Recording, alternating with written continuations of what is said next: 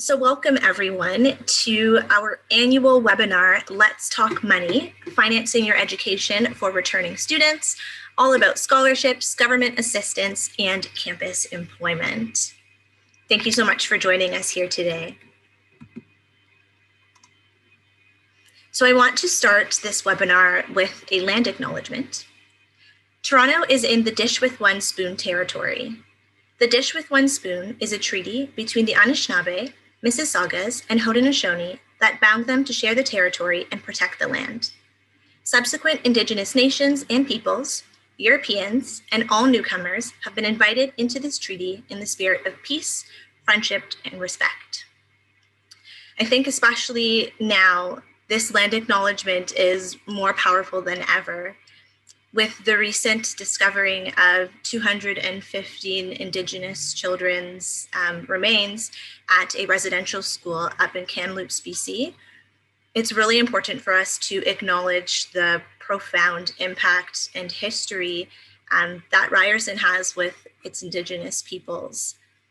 As a settler on this land, I really want to acknowledge the fact that Egerton Ryerson himself, does have played a really complicated and complex role in residential schools.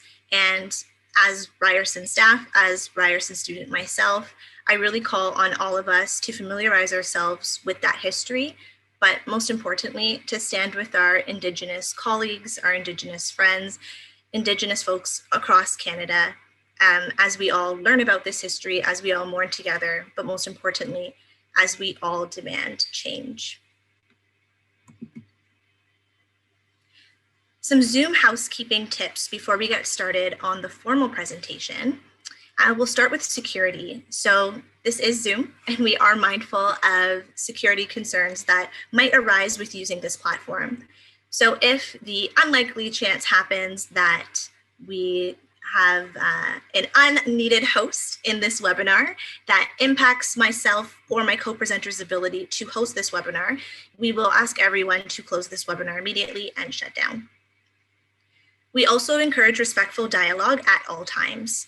So through the Q&A function, which is available to all of you, please make sure that you're using kind language to one another and asking kind questions. To that effect, please feel free to ask questions. Throughout the webinar, we have folks on both the Student Financial Assistance team as well as Student Awards and Scholarships that are here, ready, and willing to answer all of the questions that you have. But I will note we do have a pretty jam-packed session, and so you'll likely have questions throughout, which is totally fine. But we do encourage you to try and hold your questions to the end, just in case your question is actually answered throughout this presentation.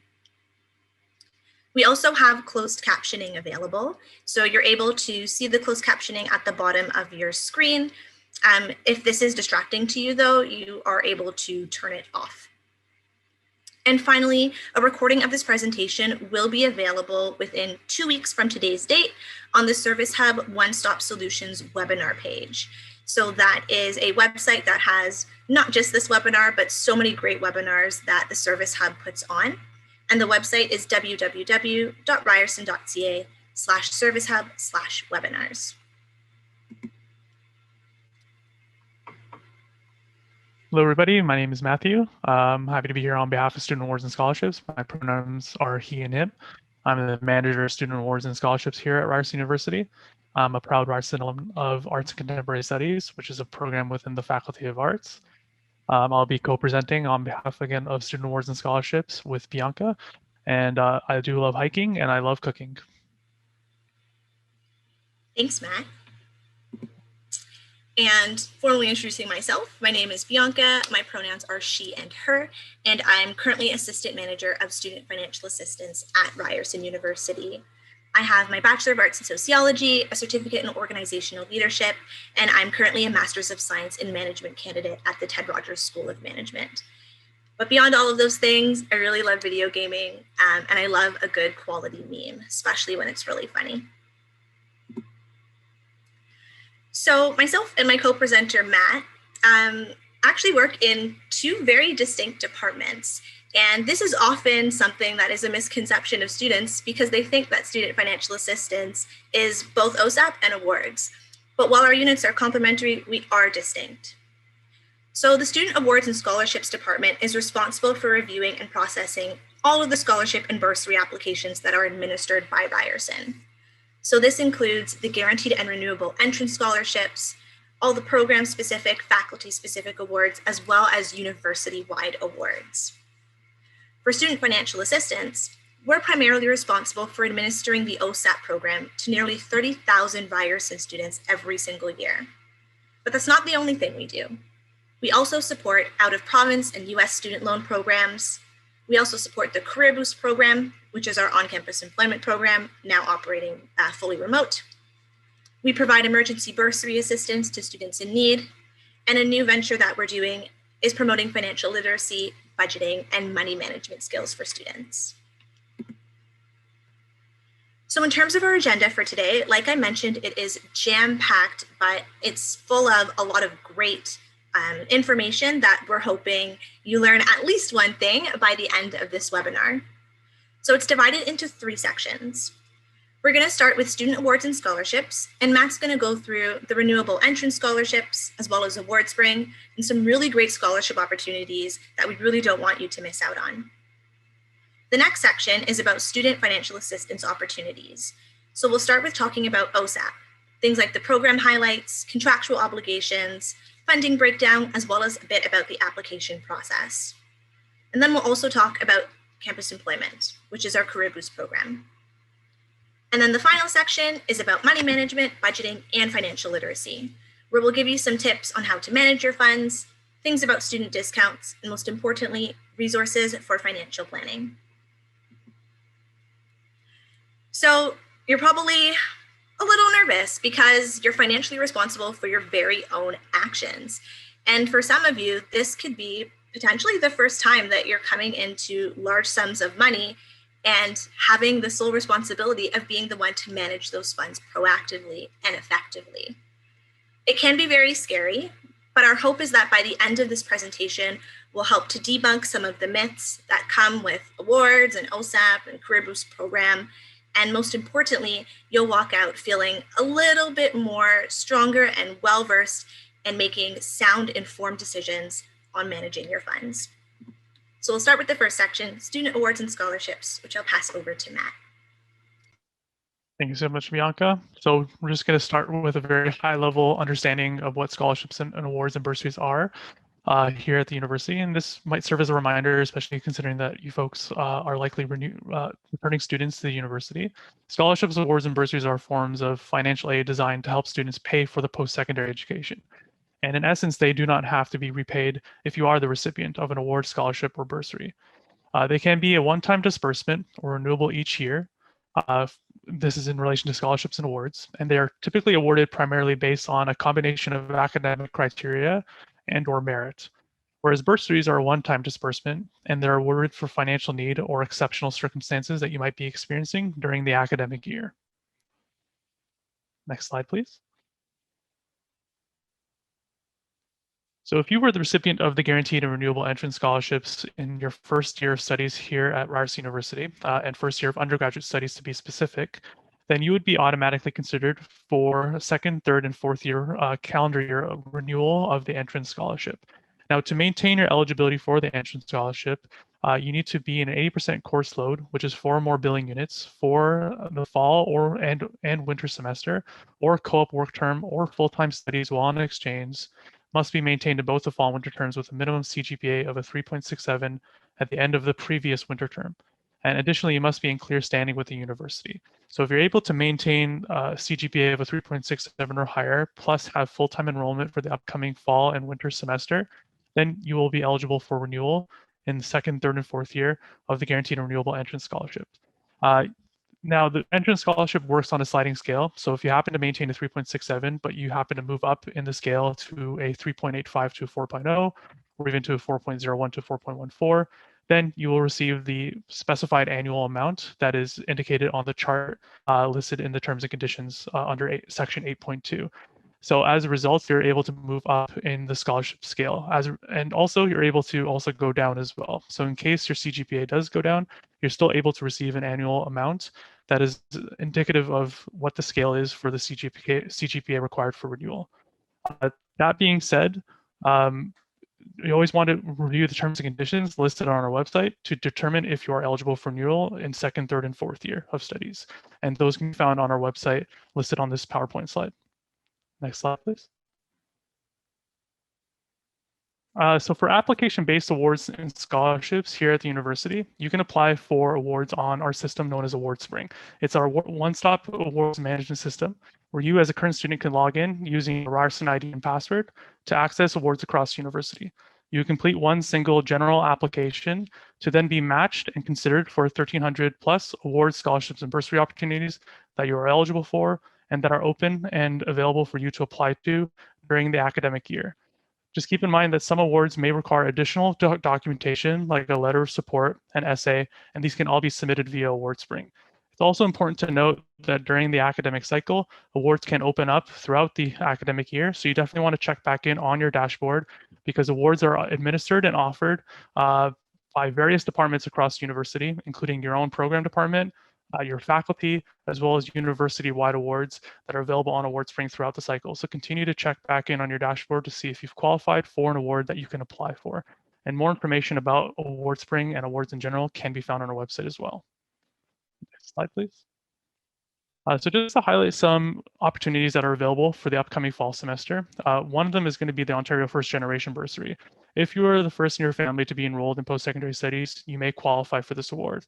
If your siblings attended post-secondary, that's okay. This award is based on being the first in your family, not including your siblings, to attend a post-secondary institution.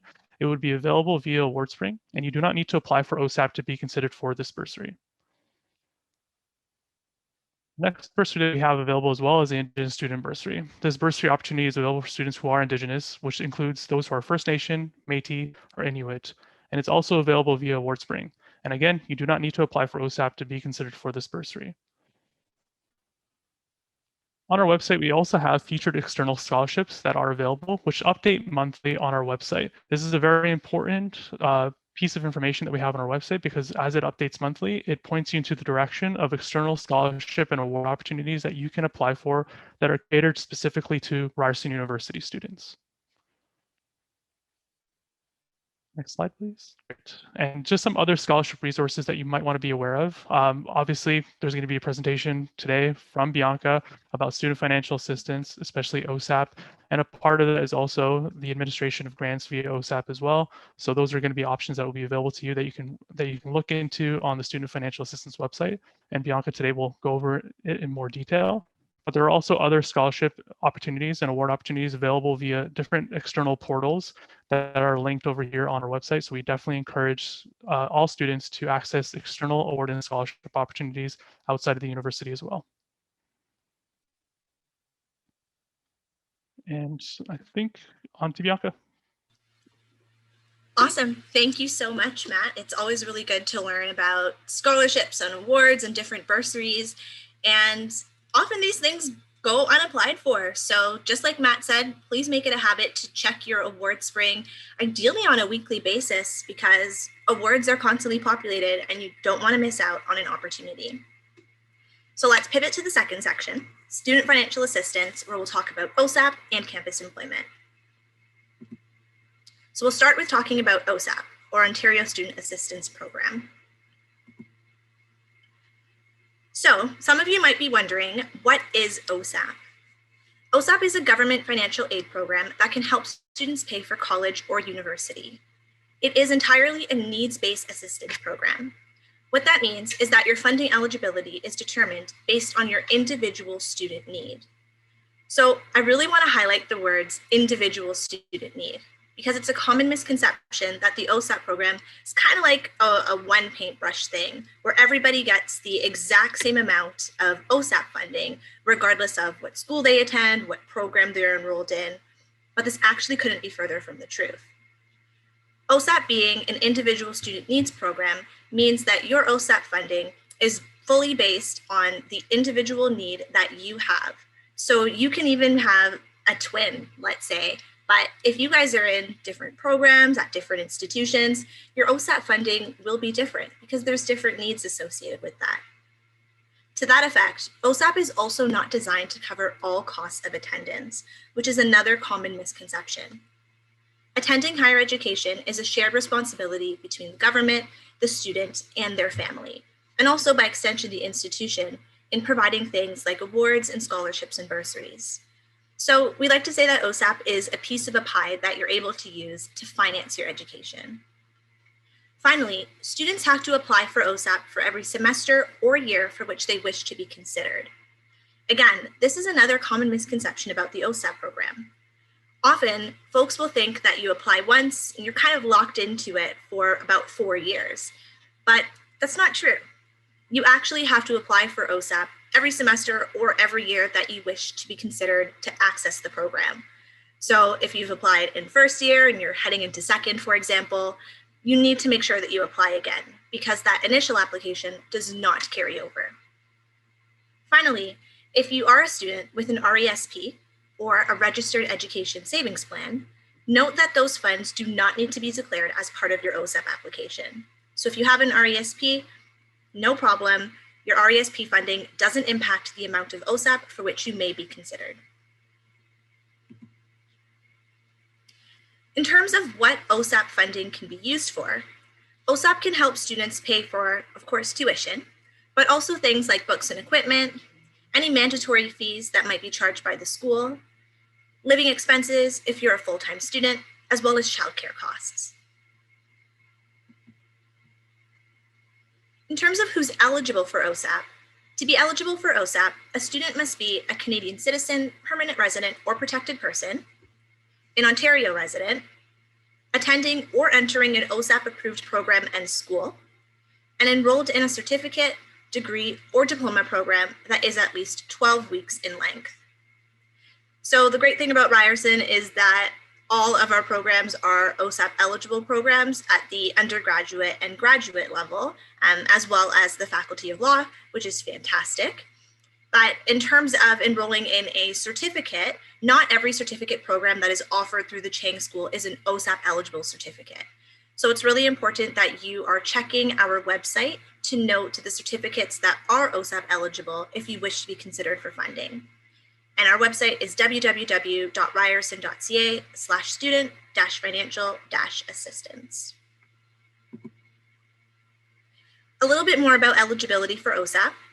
Students are still able to receive OSAP if they enroll in a public college or university program outside of Ontario. So maybe, yes, you're studying at an institution in Ontario right now, but maybe down the line you decide that you want to head over to another province. That's no problem. As an Ontario resident, you're still able to access the OSAP program, even if you attend a public college or university in another province or territory. If you wish to study outside of Canada or at a private institution outside of the province, note that you are still able to be considered for OSAP, but you will be considered for partial OSAP funding through the federal government. Now, how is OSAP Aid determined? Now, like I said, OSAP is a very unique, highly individualized program. So it really depends on, of course, your unique set of circumstances. It looks at your educational costs. So things like how much it costs for books, tuition, as well as living expenses if you're living at home versus away from home. And then it also looks at your financial contributions. So the different sources that go into financing your education, like your student contribution or contributions from your parent or spouse, as well as scholarships or bursaries that you may have been awarded. And once all of that information goes into the algorithm, it determines your financial need as determined by OSAP. Now, in terms of your contractual obligations as a student loan borrower, I really want to highlight that when you are entering into the OSAP program, it's very important to note that you are entering into legal contracts, and quite a number of them. This includes contracts with the provincial government, with the federal government, as well as with the National Student Loan Service Center, or NSLSC for short. As a student loan borrower, it is your responsibility to proactively monitor and manage your student loan. And so we recommend checking both your OSAP and your NSLSC account, ideally on a weekly basis, so that you're not missing any important information. For your OSAP portal, This is one of the two portals that you will be checking as an OSAP student loan borrower. Again, OSAP is a program created by the Ministry of Colleges and Universities. And I basically like to think of them as the assessors of student loan funding, because those are the folks who determine your eligibility for the program and ultimately how much funding you'll be eligible for. As an OSAP student, you would apply for OSAP for every semester or year that you wish to be considered for the program. And you're also able to request reassessments, known as reviews or appeals, if you have a situation that meets a review or appeal criteria. In terms of how to contact, students actually don't contact OSAP directly, because OSAP is a program that's created by the Ministry of Colleges and Universities, but it's administered by the Institutional Financial Aid Office. So if you ever have an OSAP inquiry, you would actually be contacting your financial aid office through the Service Hub. Your second portal that you need to make sure that you're checking often is your Nslsc Portal. The National Student Loan Service Center, or Nslsc for short, is the lender of student loan funding. So I like to think of them as the banker of student loans. These are the folks who are responsible for the release and collection of funding, including the repayment of funding once you enter that stage. As a student, you're able to track your funding release, make repayments, or even qualify for repayment assistance plans through the Nslsc when that time comes. You're also able to update your banking information through them as well. If you have an inquiry that is specific for the Nslsc, you are able to contact them directly. They did recently launch an online chat, which is available when you log into your Nslsc portal at www.nslsc.ca, or you're able to phone them at 1-888-815-4514. Their agents are available Monday through Friday from 8 a.m. to 8 p.m. Now, another common misconception about the OSAP program is that taking OSAP means that you'll have a lot of money to pay back. And that's not entirely true. OSAP actually offers two types of funding, loan funding and grant funding. And as a student, you're automatically considered for both when you apply for OSAP. If you wish to only receive grant funding, you can opt into that at the time of application. All you'll need to do is just check off the little box that says grant only funding or no loan. And in doing so, you'll only be released the grant funding, not loan funding. It is important to note that just like how you have to apply for OSAP for every semester or year for which you wish to be considered, indicating that you wish to receive grant-only funding is also something that you need to do every time you apply. It's not something that carries forward. So just make sure that perhaps if you indicated grant-only funding last year and you intend to apply for OSAP this upcoming academic year, please make sure that you indicate grant-only funding, no loan, once again, to ensure that only the grant funding releases. If you're not sure what the difference between loan and grant funding is, loan funding is repayable money. So it's money that you do eventually have to pay back. Whereas grants is typically money that you don't have to repay. You may also be eligible for additional OSAP funding if you are a student who identifies as Indigenous, a current or former Crown Lord, or a student with a disability, whether temporary or permanent. When you're applying, the application does ask you if you wish to self-identify as any of those. So if you wish to self-identify, I do encourage it because you may be eligible for additional OSAP funding. Now, a really important note if you are a scholarship, award, or bursary recipient. So if you are receiving any scholarship, award, or bursary that is administered through Ryerson University, please do not report it on your OSAP application. The reason being is that our Ryerson Student Financial Assistance Department, as well as the Student Awards Department, actually works really closely together. In doing so, we actually report any institutional scholarship, award, or bursary that you are awarded on your behalf to your OSAP application. So as the student, you're only responsible for reporting any external scholarships, awards, or bursaries that you receive onto your OSAP application. Now, when it comes to the OSAP program, there are two types of applications. There's a full-time OSAP application and there's a part-time OSAP application. Now, really important to note, definitions of full-time and part-time OSAP differ from how Ryerson defines a full-time and a part-time student. So in the context of OSAP, a student is considered full-time if they are taking 3 or more courses per semester, or 2 or more courses if they're a student with a permanent disability. For graduate students, if you are enrolled in a full-time program, you will be applying for full-time OSAP, regardless of the number of courses that you're taking. But of course, you need to make sure you're taking at least 1 course. You are considered a part-time student for OSAP purposes if you plan on taking 1 or 2 courses per semester, or 1 course if you're a student with a permanent disability. For graduate students, you are considered part-time for OSAP purposes if you are enrolled in a part-time OSAP program, graduate program, regardless of your course load. But again, of course, at least 1 course is required. For full-time students, you're able to apply for OSAP on a per academic year basis. So you can apply from September to April of the following year. For graduate students, given that you study for 3 terms, you're able to apply from September to August of the following year. Part-time is a little bit different. Part-time students can't actually apply on a per academic year basis. They have to apply on a per semester basis.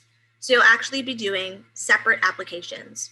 1 for fall, from September to December, apply again for winter, from January to April, and then if you're returning in spring, summer, you'll do another application from May to August. In terms of the OSAP funding disbursements, it's important to note that OSAP funding gets dispersed in 2 installments. The first installment is in the fall semester, typically in September. And in the winter semester, typically in January, is when you'll get your second installment. The full-time OSAP funding is usually dispersed in a roughly 60-40 split. So this means that about 60% of your total funding is released in the fall semester and the remaining 40% in the winter semester. So it's really important that you're budgeting accordingly. For graduate students, that second disbursement that you receive in the winter is actually your disbursement for both winter and spring-summer semester. So again, it's very important that you are budgeting accordingly. Part-time students, given that you apply on a per semester basis, your OSAP funding is also dispersed on a per semester basis. So just be sure that you're reapplying for every semester that you wish to be considered.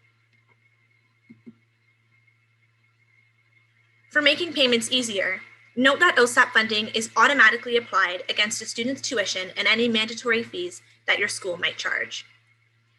This is really great because basically when your OSAP funding gets dispersed, first, it goes to RAMS to cover any outstanding tuition that might be applied on your account. And then if there's any funding left over, that automatically gets directed to the bank account that you authorized when you applied for the OSAP program. If you've already paid off all your tuition fees and you don't have outstanding tuition in RAMS, once your OSAP funding is confirmed, it automatically gets deposited into the bank account that you authorized. Now, in terms of how to apply for OSAP, it's actually a pretty quick and easy, fully online process. You'll start by going to the OSAP website, ontario.ca/OSAP. If this is your first time applying for OSAP, you'll click Register as a new user, and you'll be provided with an OSAP access number, or an OAN for short. But if you are a returning student, meaning that you've had OSAP in the past, you will just create a brand new application, whether it's a full-time or a part-time application. Then you'll complete an application, which again is fully online, divided into about 3 or 4 sections of basic biodem information, potentially some information about your parents or your spouse, if applicable, as well as financial information. The 4th step is one of the most important steps, which is gathering all of your required supporting documentation. Completing the online application is one step, but you have to make sure that you're also completing your required documentation and uploading it to your OSAP portal. It's important that you do this because without doing that, you actually can't be assessed for the program. Then you'll complete your Master Student Financial Assistance or your MASFA agreement online. If it's your first time applying for the program, you will complete the MASFA.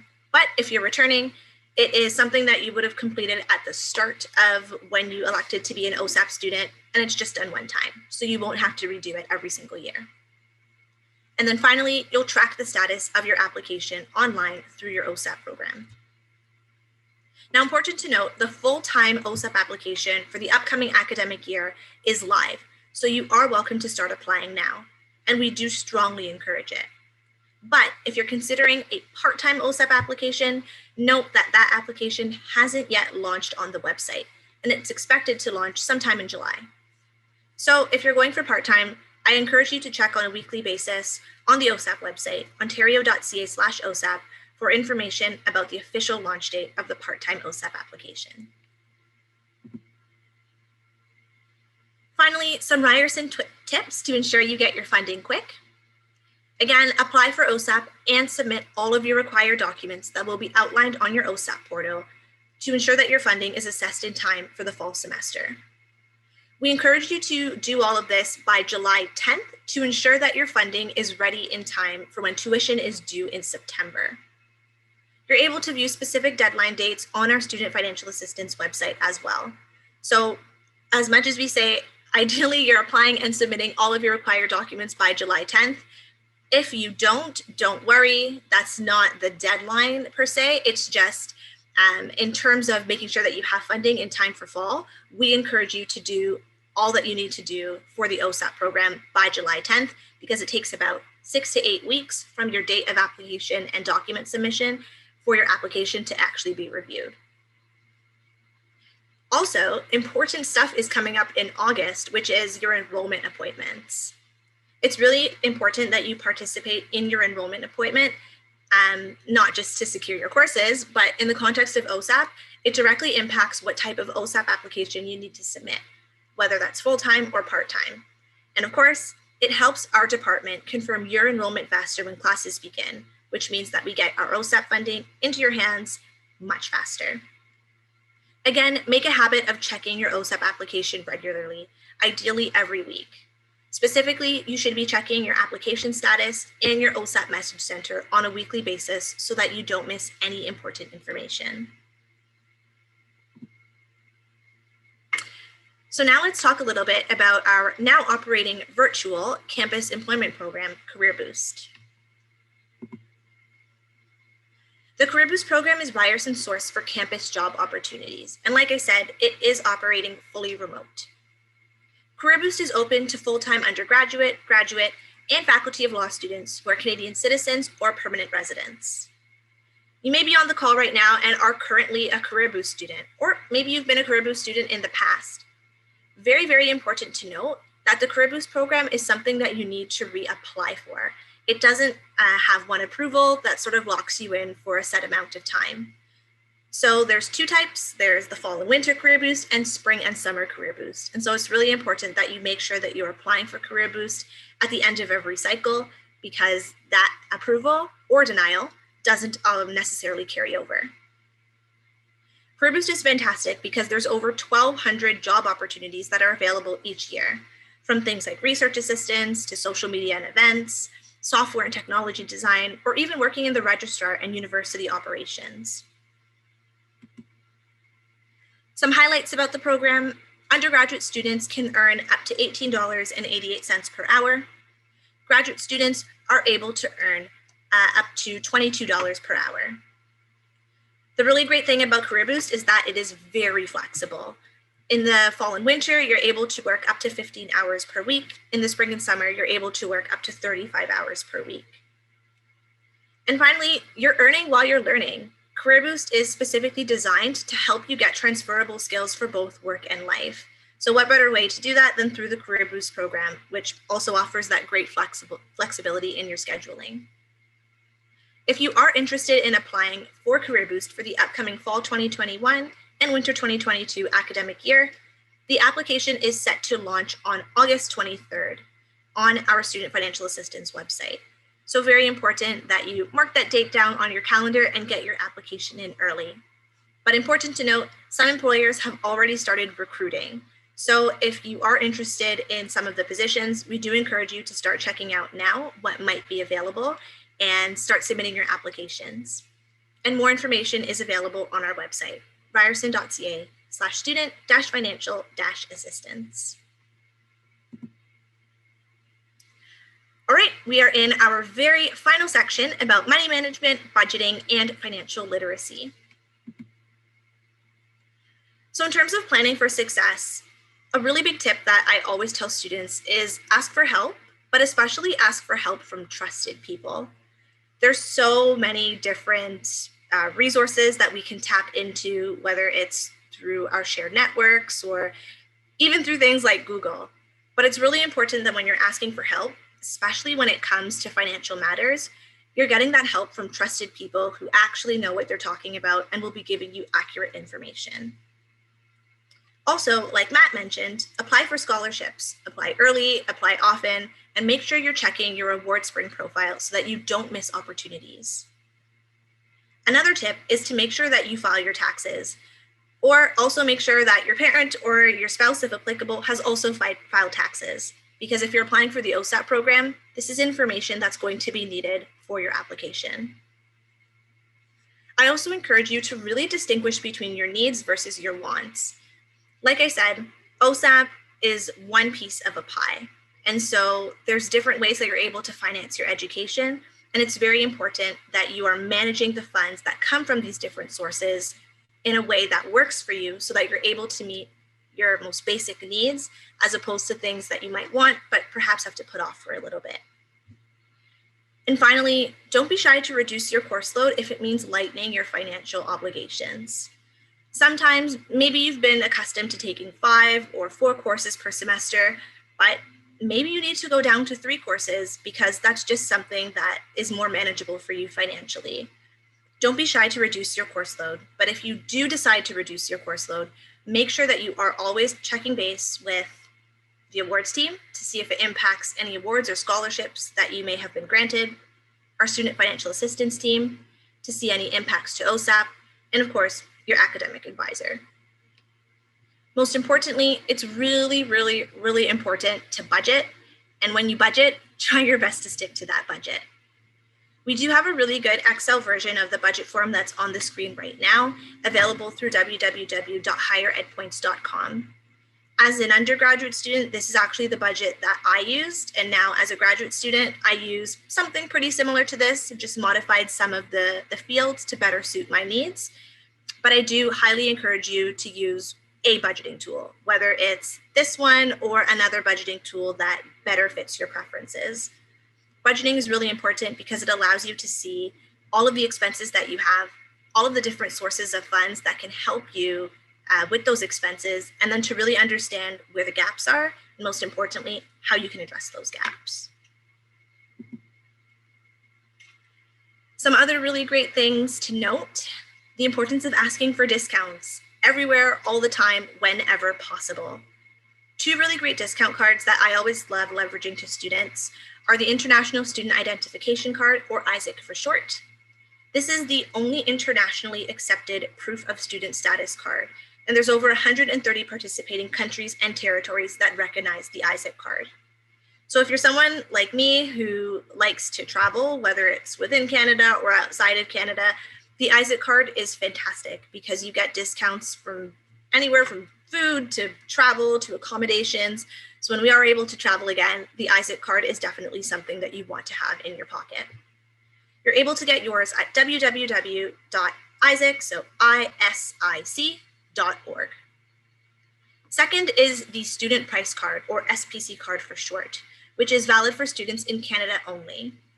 There's over 450 student deals that are available through the SPC card, and you're able to apply for one on the SPC website, which is spccard.ca. But before you do that, check with your bank, because you might actually get a free SPC card depending on who you bank with and the type of student accounts that you have with them. There's also some really great apps and websites that can help you save money as well. Things like Honey, Student Beans, Retail Me Not, or You Need a Budget are fantastic apps and extensions that you can put right on your browser that will help you save money when you are doing perhaps online shopping or even just looking for online deals. And some other websites that can help with that are things like Rakuten, My Uni Days, or Money After Graduation. Finally, I do want to leverage some student ID cards that will help with commuting should you need to commute to campus. So there are 2, the Go Transit as well as the Post-Secondary Student Metro Pass. So Go Transit Student ID card provides eligible full-time students with discounted fare using the Presto card. And the post-secondary student monthly Metro Pass through the TTC, Toronto Transit Commission, is for enrolled full-time degree or diploma program students. So again, if you're commuting to campus, these are fantastic cards that you really, really need to have. This is probably the one card that I missed when I was no longer an undergraduate student, because the discounts through both of these cards are pretty astronomical based on what you would pay at student rate versus adult rate. So make sure that you are applying for these cards when you are able to. And that officially concludes our presentation. We will be remaining open and live until 2 p.m. to continue answering all of your questions through the Q&A pod. But I did want to note some helpful resources for you so you can do more continued learning. Again, the OSAP website, ontario.ca/OSAP, our Ryerson Student Financial Assistance website, ryerson.ca/student-financial-assistance.